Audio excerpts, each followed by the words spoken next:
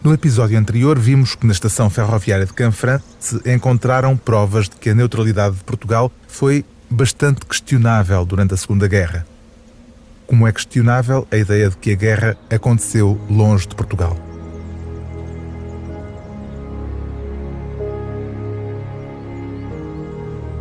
Salazar manteve uma política de neutralidade durante a Segunda Guerra, mas a realidade é bem mais complexa. Portugal não só foi palco de uma intensa atividade de espionagem, como até de combates aéreos.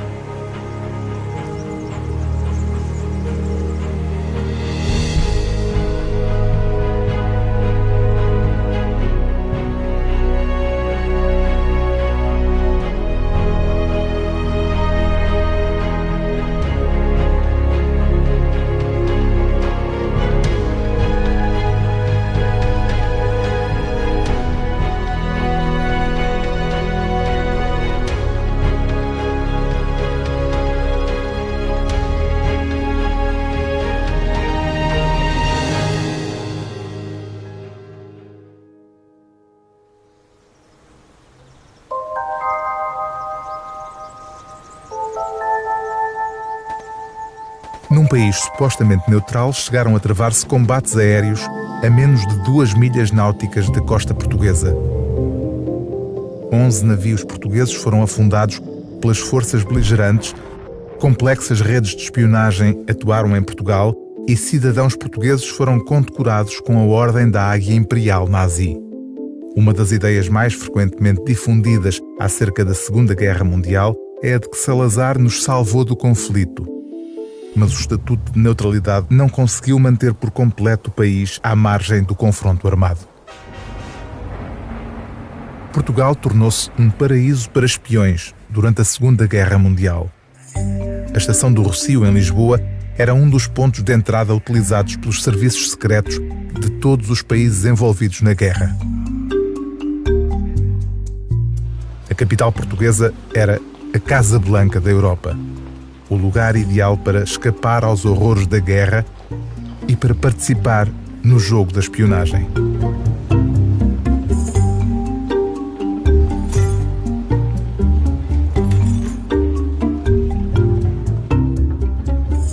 Espiões, diplomatas e refugiados dos 4 cantos de uma Europa em convulsão encontravam-se em Lisboa.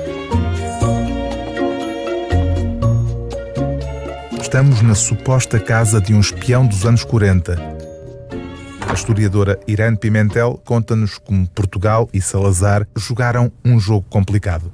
Temos um retrato robô de quem eram os espiões que andavam por Lisboa durante a Segunda Guerra Mundial. É o papel da historiadora que de vez em quando tem que imaginar, não é? O historiador, porque... Faz um pouco de ficcionista também. Fazemos um pouco de ficcionismo. Preenchendo as lacunas da história. Da história, porque isso não está escrito em sítio nenhum, não há fontes que, em princípio... Sabemos que não podem ser, evidentemente, pessoas antissociais. Andavam sempre em festas, em lobbies de hotel. Em festas constantes, nos coquetéis também das embaixadas, como é evidente, e nos coquetéis que os hotéis organizavam. Estamos a falar dos espiões ingleses ou dos alemães, ou ambos funcionavam assim? Ambos funcionavam assim. Aliás, o grande interesse de um país neutral como Portugal é que nos mesmos hotéis estavam espiões britânicos e espiões alemães. Embora houvesse hotéis que eram mais especializados em espiões alemães e hotéis mais especializados em espiões ingleses. Exatamente. Essa permissão que estava implícita por parte do regime de Salazar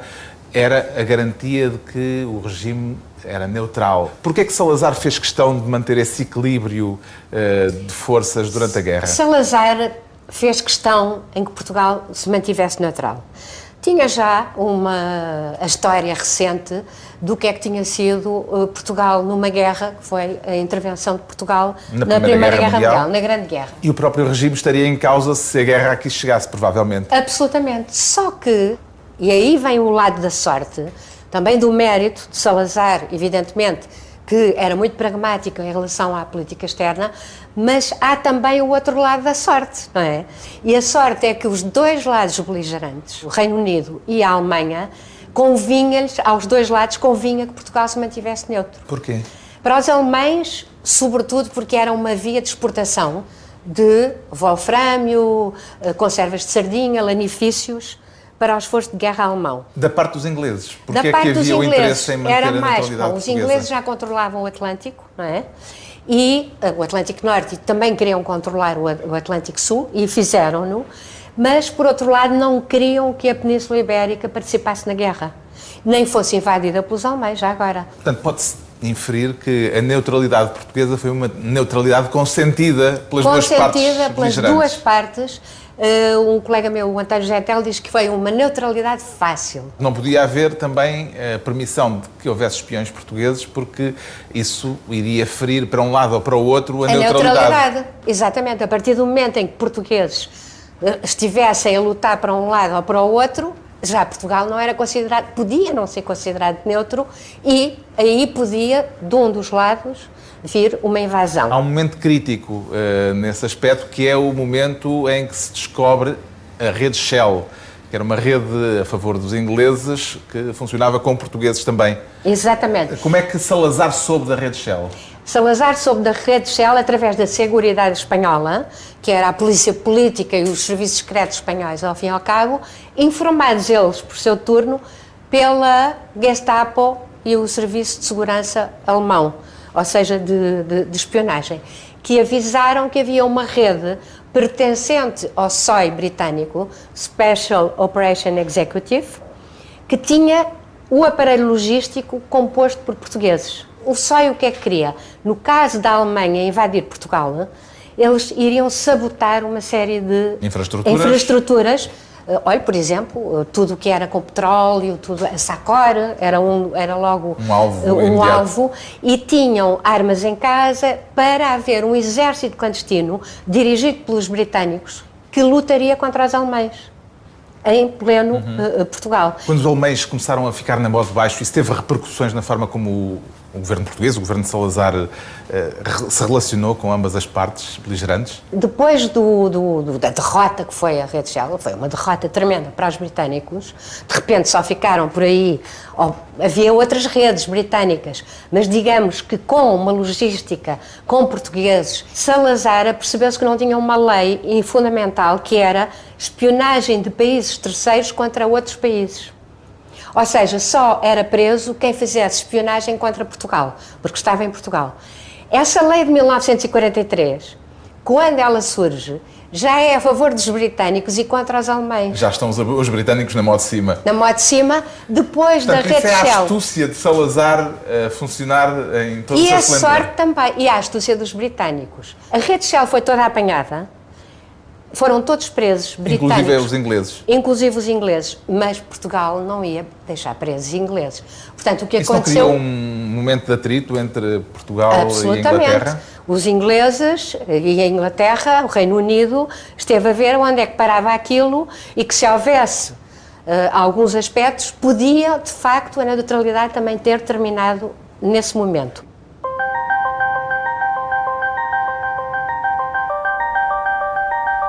A 7 de junho de 1943 é aprovada uma nova lei que criminaliza os atos de espionagem em território nacional. Os espiões estrangeiros eram apenas expulsos do país. Quem sofria as consequências mais graves eram os colaboradores portugueses. No início de março de 1943, Salazar recebe do embaixador britânico um organograma sobre as redes de espionagem do Eixo em Lisboa. O documento continha uma lista dos portugueses que trabalhavam para a Alemanha.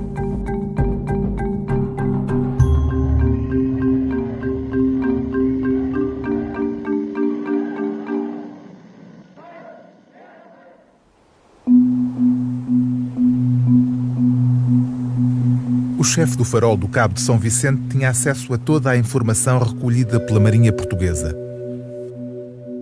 Suspeitava-se que o militar Francisco Garcia Regêncio tinha um emissor de rádio sem fios, fornecido pela Embaixada Alemã, destinado a enviar mensagens a partir de uma pequena dependência junto ao farol. A bem do Estatuto de Neutralidade, o governo de Salazar não podia admitir um cúmplice do Reich nas suas forças armadas. Francisco Garcia Regêncio foi preso em 1943 pela PVDE, a antecessora da PIDE, sob a acusação de espionagem a favor dos nazis.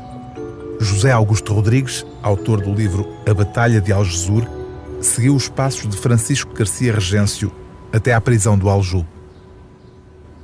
Como é que o primeiro sargento Francisco Regêncio foi recrutado pelos alemães? O Francisco Regêncio é recrutado pelos alemães numa situação, na altura ainda antes da guerra, uma situação casual, de um encontro entre as esposas do Regêncio e de um alemão chamado Ernst Schmidt. E quem era esse Ernst Schmidt? Era um alemão que já vivia em Portugal desde 1921, 1922, assumidamente admirador de Adolf Hitler e do Partido Nacional Socialista, e que, a certa altura, se tornou no mais importante recrutador de informadores.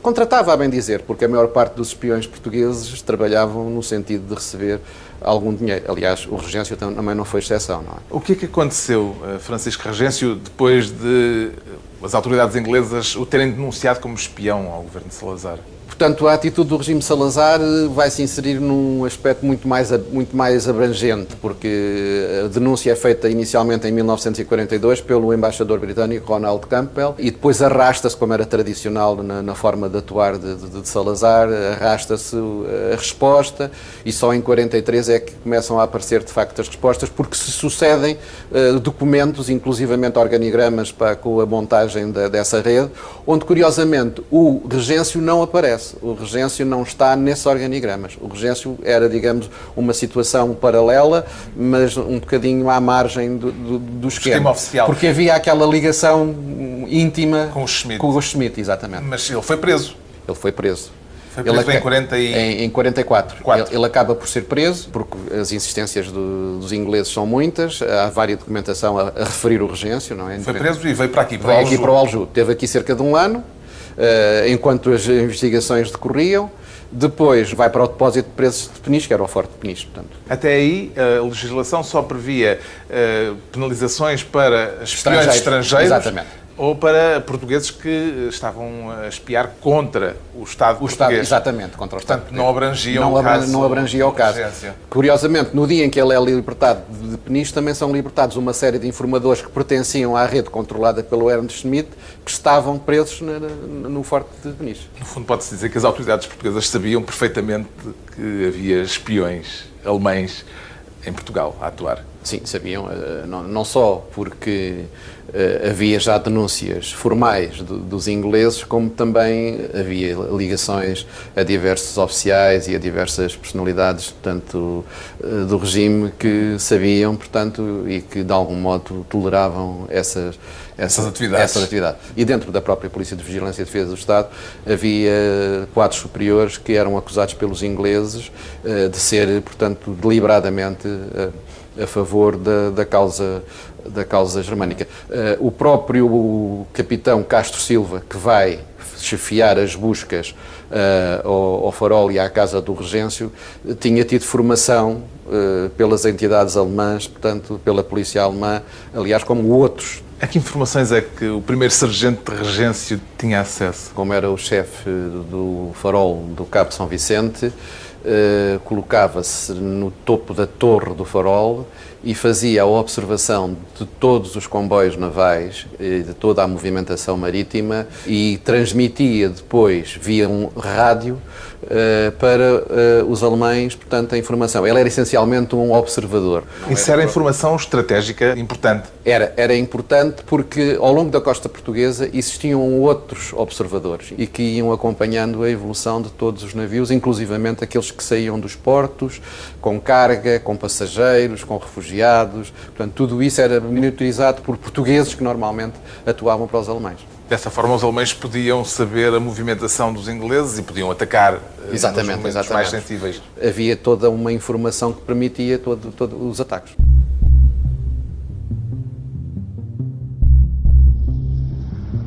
Entre 1939 e 1945, perto de 400 navios foram afundados em águas portuguesas. A intensa atividade de espionagem marítima levada a cabo pelos alemães ao longo da costa de Portugal foi determinante no prolongamento da Batalha do Atlântico, uma desgastante luta pela manutenção da cadeia de abastecimento dos aliados.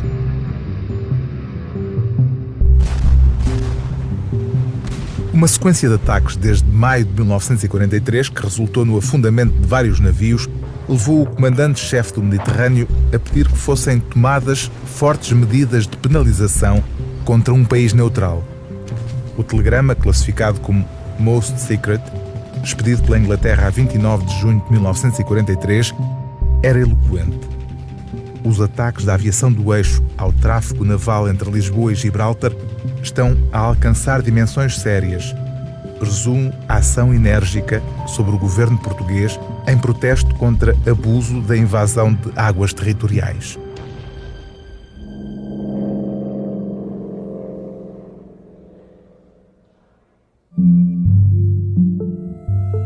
O jornalista Carlos Guerreiro, autor do livro intitulado Aterrem em Portugal, tem a certeza de que os serviços secretos portugueses colaboraram com os alemães.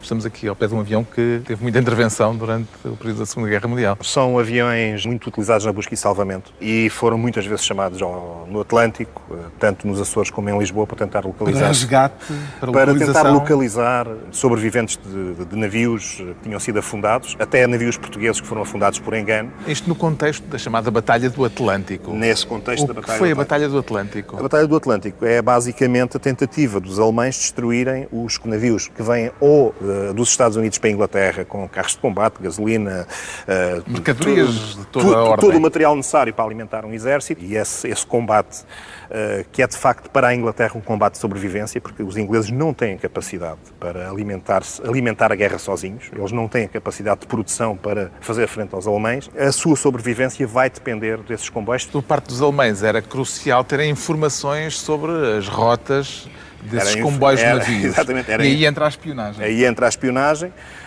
alguma dela desenvolvida a partir de Lisboa, onde se tenta, de facto, através de tripulantes que chegam cá em navios que trazem para Portugal o trigo, o combustível... Com o material vem vem homens e com homens vem informação. Portanto, nós vamos ter a espionagem alemã muito empenhada, através de, entre aspas, agentes portugueses, para terem informações sobre sobre o que se passa em Inglaterra. E muitas vezes conversas com eles próprios, só com os marinheiros, para saber então, mas há bombardeamentos, o que é que se passa lá, as pessoas estão revoltadas, estão com espírito de continuar a lutar, portanto tudo isso são coisas... Não era a ouvir a BBC que se tinha essa informação. Exatamente, não era de certeza a ouvir a BBC que isso sabia, porque obviamente a BBC, tal como as rádios alemãs, que difundiam a propaganda, pura e simples. Não é? Qual foi o período crucial dessa Batalha do Atlântico? O período mais quente acaba por ser entre fins, outubro, novembro de 42 até junho de 43. É quando nós temos, de facto, uma lista enorme de navios afundados à vista de costa, porque nós vamos ter, pelo Atlântico, temos muitos navios afundados. Causa muita preocupação, nomeadamente ao comando do Mediterrâneo, que começa a ficar seriamente preocupado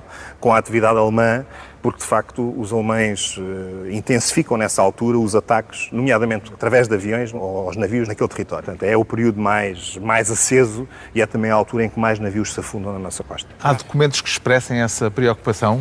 Há documentos que expressam essa preocupação. Inglês. Há, inclusive, um telegrama do almirante Cunningham, que é o comandante inglês da zona do Mediterrâneo e que meses mais tarde vai ser o comandante de toda a Marinha Inglesa, portanto é um homem de topo, onde ele pede ao almirantado que pressione o governo português para ou defender os navios que estão a circular dentro das águas territoriais, ou, se não o conseguirem, que pelo menos autorizem a construção de uma base aérea no sul de Portugal. Houve batalhas aéreas também? Houve batalhas aéreas, sim. Também por essa altura? Também por essa altura, portanto, há o caso de Aljur, que é bastante conhecido. Que é um combate que não é único, mas que é particularmente importante. Acabou por colocar Aljur um bocadinho, digamos, na agenda da Segunda Guerra Mundial, mas houve outras situações, mas de facto Aljur é o facto que está mais documentado. Temos hoje bastante informação hoje recolhida nos últimos anos. Na altura, o caso na imprensa praticamente não transpirou. Esse caso, como outros casos, mereciam, se calhar, um parágrafo ou dois num jornal, numa página lá de dentro, mas depois a história é remetida para um canto, porque de repente tínhamos soldados beligerantes de um país beligerante em território português. É o que acontece na história de Aljur. É o que acontece na história de Aljur, exatamente. Passado em claro. Eu julgo que apareceu nos jornais referência à queda do avião, mas depois, a partir de nunca mais soube nada. Portanto, normalmente essas histórias, localmente, se formos aos jornais, conseguimos encontrar informação, ou que foram recolher os destroços, ou que os corpos seguiram para algum lado, mas depois, a nível nacional, são pequenas notícias que depois aparecem um dia e no dia seguinte já não há desenvolvimento.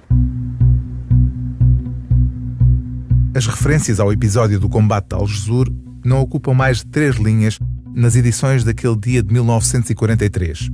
Em 2015 descobriu-se, por acaso, um documento revelador no sótão dos passos do concelho de Algesur.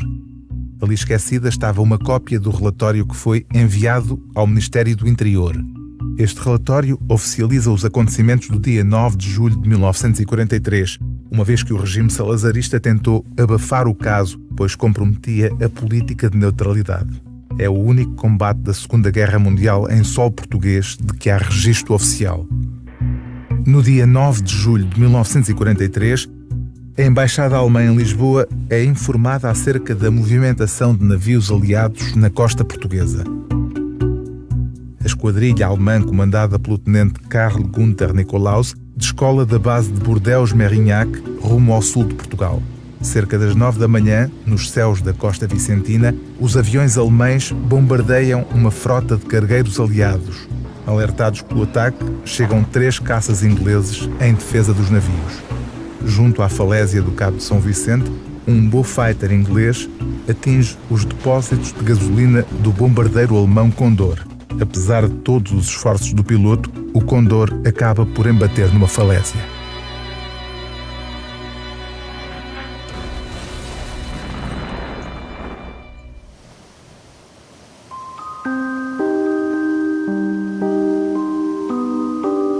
Vitorino da Silva Cuco, o chefe do posto da Guarda Fiscal, encontrava-se a meio quilómetro do local do incidente.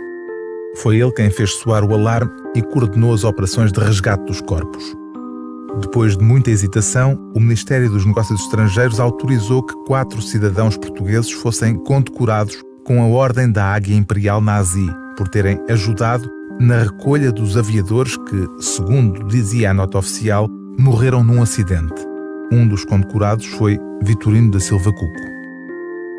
No dia 11 de julho de 1943, ao meio-dia em ponto, saiu da Igreja Matriz de Algesur o cortejo fúnebre com os restos mortais dos 7 tripulantes do avião alemão. Foi acompanhado por altas figuras alemãs e portuguesas. O corpo diplomático alemão e o presidente da Câmara de Algesur participaram no desfile,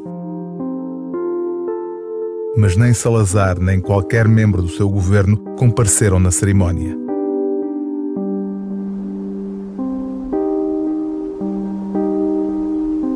Marcamos encontro com Ernesto Silva, o neto de Vitorino Cuco, no cemitério de Algesur. São estas as capas? Sim, são os 7 aviadores que morreram no combate. Aquele é o comandante? Sim, é o Gunther Nicolau. Sim. São as 7 sepulturas. O que é que o Sr. Ernesto traz aí com Eu tanto cuidado? trago aqui o diploma com que o meu avô foi condecorado. Isto tem uma cruz suástica. Tem a cruz suástica e a águia do rei. E aqui dentro tem o diploma que foi conferido ao meu avô. Esta assinatura Der Führer. É, o Führer, do próprio Hitler. Assinado pelo punho do Isso, próprio é mesmo Hitler. assinado. 20 de outubro de 43, portanto foi uns meses depois. Uns meses depois, aquilo foi em julho, foi depois da queda do avião. Foi uns meses depois. E esta é a medalha, a cruz gamada, Com as cruzes suásticas. suásticas. Como é que o seu avô se sentia condecorado pelo Hitler? Por um lado, fez aquilo que humanamente é possível, tratar dos mortos, não é assim? Uma situação agradável por um lado, por ter cumprido o dever dele e tratado dos funerais. Mas depois também há outra parte negativa, que isto é... Pronto, tem atrás disto uma história terrível.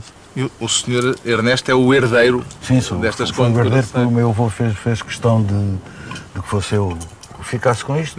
Agora, olhando para a história e com esta condecoração agora sua, como é que se sente?